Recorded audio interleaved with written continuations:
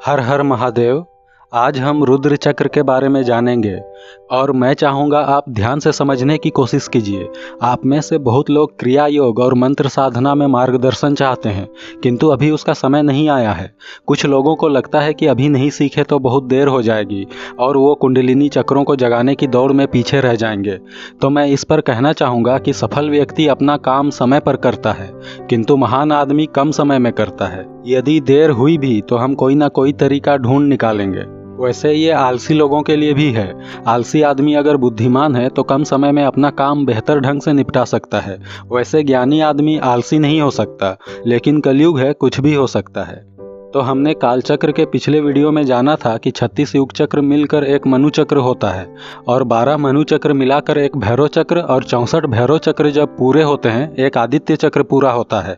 12 आदित्य चक्र एक काल भैरव चक्र के अंतर्गत आते हैं और इसके अंतर्गत कुल 33 अरब 44 करोड़ 30 लाख 20,800 वर्ष आते हैं और इसे ही हमारे सूर्य की आयु कही गई है। इस पर हम अलग से चर्चा करेंगे। कालचक्र के अनुसार सूर्य की 12 अवस्थाओं पर विस्तार से बात करेंगे।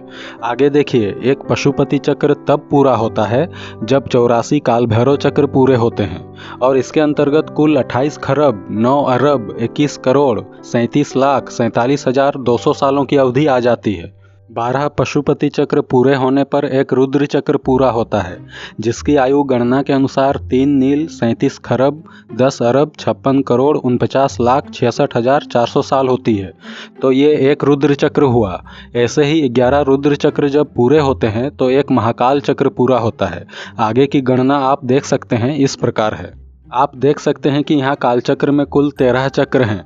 वैसे तो कुल 15 चक्र हैं, किंतु बाकी 2 प्रतिबिंब चक्र हैं, वो बाद में बताऊंगा। अभी के लिए कुल 13 चक्र ही मानते हैं।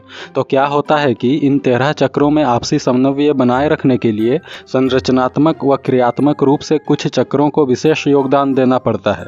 काल चक्र की कार्य प्रणाली के अंतर्गत ऐसे चक्रों को जागृत चक्र कहा गया है और उनको कुछ खास कार्य सौंपे गए हैं। तो रुद्र चक्र भी एक जागृत चक्र है।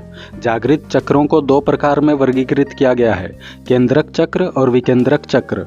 केंद्रक के अंतर्गत ये दोनों आते हैं, कालकूप केंद्रक चक्र और कालसूत्र केंद्रक चक्र। कालकूप के अंतर्गत काल भैरव रुद्र और शंकर चक्र आते हैं। कालसूत्र केंद्रक चक्र के अंतर्गत भैरव पशुपति और महादेव चक्र आते हैं। इन सब का वर्गीकरण अलग अलग आधार पर किया गया है। इन सभी जागृत चक्रों का अपना गुण है, अपनी अपनी क्रियात्मक प्रणाली है। मैं ये बहुत आगे की जानकारी दे रहा हूँ, अभी तो हमें युग चक्र ही पूरा समझना बाकी है। फिर भी मैं ये सब बता रहा हूँ क्योंकि रुद्र चक्र को तभी जाकर अच्छे से समझ सकते हैं। तो कालचक्र के अंतर्गत रुद्र चक्र एक जागृत कालकूप केंद्रक चक्र है। इन 3 कालकूप केंद्रक चक्र के अधिपति अपने अंतर्गत आने वाले संपूर्ण कालखंड का लेखा जोखा रखते हैं, किंतु तीनों अपने स्तर पर अलग अलग तरीके से कालखंड को सुरक्षित करते हैं। काल भैरव चक्र अपने अंतर्गत कालखंड को अक्षरों के रूप में सुरक्षित करता है, जबकि शंकर चक्र अपने अंतर्गत आने वाले कालखंड को विशुद्ध भावनाओं के रूप में सुरक्षित रखता है और रुद्र चक्र इसे अंकों के रूप में सुरक्षित रखता है। इसका अर्थ है कि ये 3 चक्र कालखंड को 3 रूप में संरक्षित रखते हैं।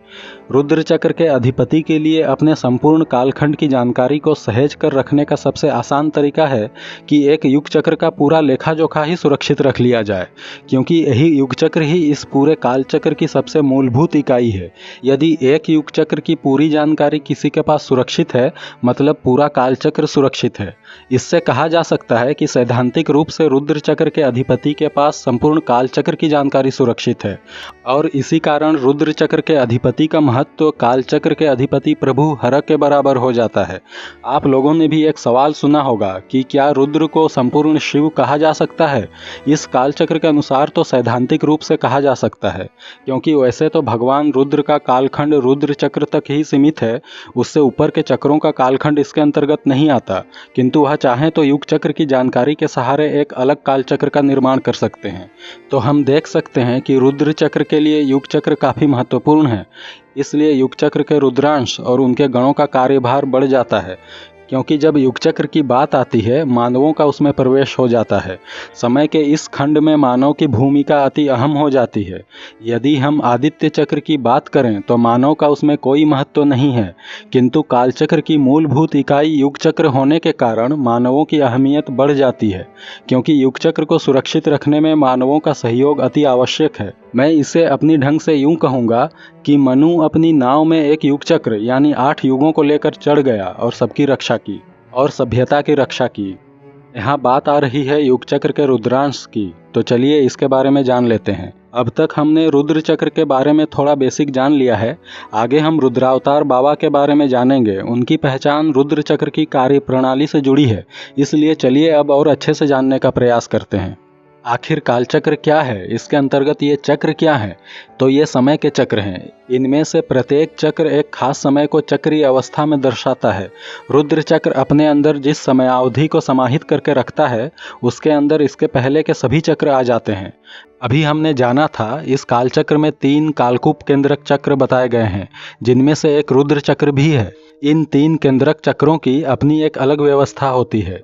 तो जैसे कि नाम से ही स्पष्ट है, रुद्र चक्र के इष्ट देवता भगवान रुद्र हैं। वह 11 बार रूप बदलते हैं। यहाँ आप देख सकते हैं ये 11 रुद्र के नाम हैं: पिंगल, पिनाकी, कपाली, मन्यु, स्थाणु, भर्ग, सर्व, विलोहित, भव, चंड, हर। ये मूलतः एक ही रुद्र के 11 रूप हैं। रुद्र चक्र अपने अंदर जिस समयावधि को समाहित करके रखता है, उसके अंदर इससे पहले के सभी चक्र आ जाते हैं। चूंकि कालकूप केंद्रक चक्रों के देवताओं पर कालचक्र के सुचारू रूप से संचालन हेतु ऊर्जाओं के संतुलन का दायित्व होता है, वह अपने उस कालखंड में पृथ्वी पर किसी न किसी रूप में मौजूद रहते हैं या अपनी दृष्टि बनाए रखते हैं। इन केंद्रक चक्रों में जो इष्ट देवता स्थापित किए गए होते हैं, सूक्ष्म स्तर पर वही विभिन्न माध्यम से मानव संसार में दखल देते हैं।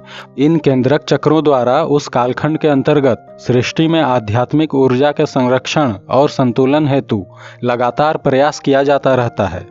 रुद्र चक्र की अलग व्यवस्था है। इसके कालखंड के अंतर्गत जितने चक्र आते हैं, उन सब में भगवान रुद्र अपने अंश रूप में विद्यमान रहते हैं।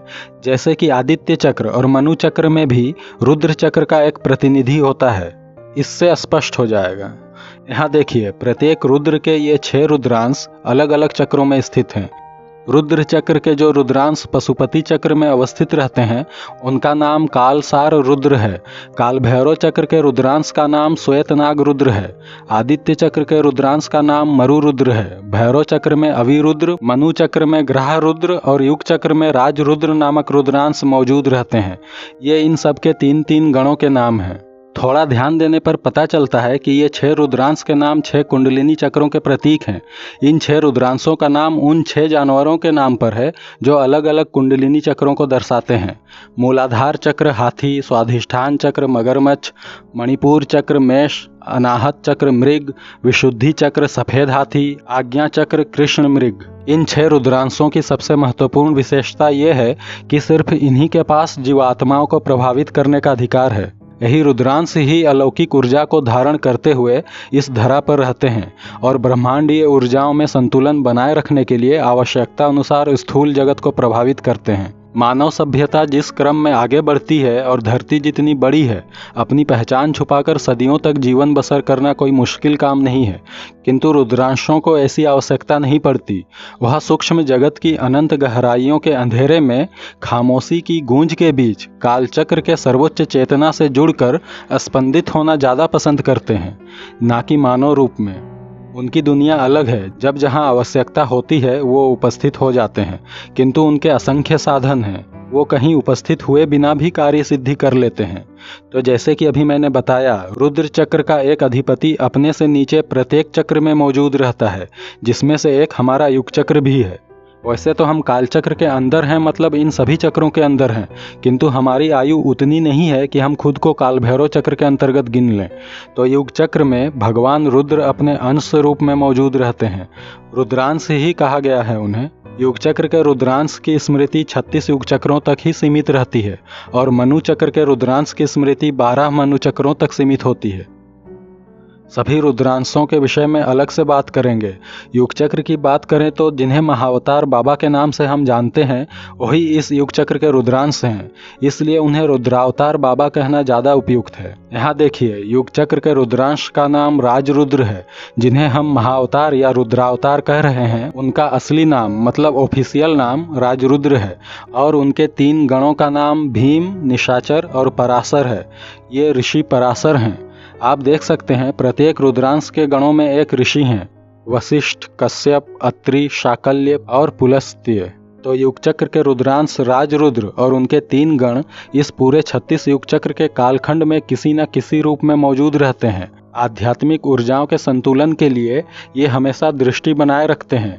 एक अन्य मुख्य बात, मानवों द्वारा किए जाने वाले तंत्र मंत्र आदि सभी प्रकार की विद्याएं इन्हीं के द्वारा संचालित होती हैं। मैंने कहा था कि इतिहास के सभी आध्यात्मिक मनीषियों का मार्गदर्शन इन्हीं रुद्रावतार द्वारा किया गया है।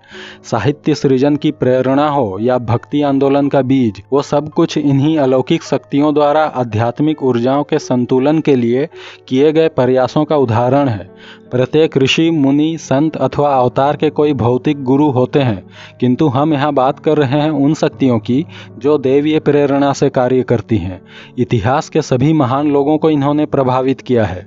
युग चक्र के रुद्रांश राजरुद्र की असली पहचान से अनभिज्ञ होकर जब हम उनकी पहचान महाअवतार बाबा के नाम से करते हैं, हम भूल करते हैं। जानकारी के अभाव में लोगों ने राजरुद्र बाबा को साधारण संत समझ लिया है। हम यहाँ रुद्र चक्र के अधिपति के रुद्रांशों की बात कर रहे हैं, जो कालचक्र के ऊर्जाओं का संतुलन बनाए रखने में सहयोगी होती हैं। एक चक्र के अंतर्गत यानी एक कालखंड के अंतर्गत सूक्ष्मतर नकारात्मक और सकारात्मक ऊर्जाओं का परिमाण निश्चित है और इन रुद्रांशों का कार्य उसमें ऐसा संतुलन बनाए रखना है कि कालचक्र तय रास्तों से होकर आसानी से गुजरे। तो युग चक्र के रुद्रांश और उनके 3 गण प्रत्येक स्तर पर हमें प्रभावित करते हैं और 20वीं सदी में महाअवतार बाबा नाम से उनका प्रकट होना इसी का एक उदाहरण है। उन्होंने किसी को अपना असली परिचय नहीं दिया। मुख्य रूप से योगानंद की पुस्तक में आपको महाअवतार बाबा नाम से राजरुद्र का परिचय मिलता है। पुस्तक के अंतिम हिस्सों में आपको उनकी असली पहचान से संबंधित कुछ अस्पष्ट संकेत मिलेंगे, किंतु रुद्र चक्र के अधिपति के रूप में उन्हें नहीं बताया गया है। अभी हमने जो बातें जानी उससे आप समझ सकते हैं कि युग चक्र के रुद्रांश राजरुद्र का वास्तविक रूप ये नहीं है जो हम देख रहे हैं। ये हम मानवों की आंखों के लिए राजरुद्र के हितकारी रूप का त्रुटिपूर्ण चित्र है। रुद्रांश की हस्ती बहुत बड़ी है, अलौकिक है और मानव कल्पना से अकल्पनीय है। तो आज हमने रुद्र चक्र के बारे में ऊपरी तौर पर थोड़ी बहुत उसकी क्रिया प्रणाली के बारे में समझा, क्योंकि इसी से रुद्रावतार बाबा की पहचान जुड़ी है। हड़प्पा काल में विदेशियों का कुछ ऐसा आक्रमण हुआ था कि उस समय रुद्रावतार ने कालचक्र का उपयोग करके कालचक्र के अधिपति से मार्गदर्शन लिया था। ये प्रसंग मैं बता चुका हूँ, आप प्लेलिस्ट में जाकर वो वीडियोस देख सकते हैं। आज हमने महाअवतार बाबा की असली पहचान भी स्पष्ट की। वह कोई साधारण मानव नहीं है, बल्कि रुद्र चक्र के अधिपति हैं। रुद्रांशों तथा कालकूप और कालसूत्र चक्रों के बारे में हम विस्तार से फिर कभी बात करेंगे। उससे पहले युग चक्र के बारे में सब कुछ जानना होगा। क्योंकि राजरुद्र बाबा की पहचान रुद्र चक्र से जुड़ी है, इसलिए मैंने क्रम तोड़कर आगे की चीज़ें बताई हैं, क्योंकि फिर हम बात करेंगे रुद्रावतार बाबा की योजना में आगे क्या हुआ। टेस्ला और कल्कि अवतार मित्र कैसे हैं? क्या वो कल्कि अवतार से कभी मिले? कल्कि अवतार को प्रशिक्षण किसने दिया? तो इस कड़ी के अगले वीडियो में हम इस बारे में बात करेंगे। हमसे जुड़े रहने के लिए आप सभी का धन्यवाद, और अगर अभी तक हमसे नहीं जुड़े हैं तो चैनल को सब्सक्राइब करके जुड़ जाएं। हर हर महादेव।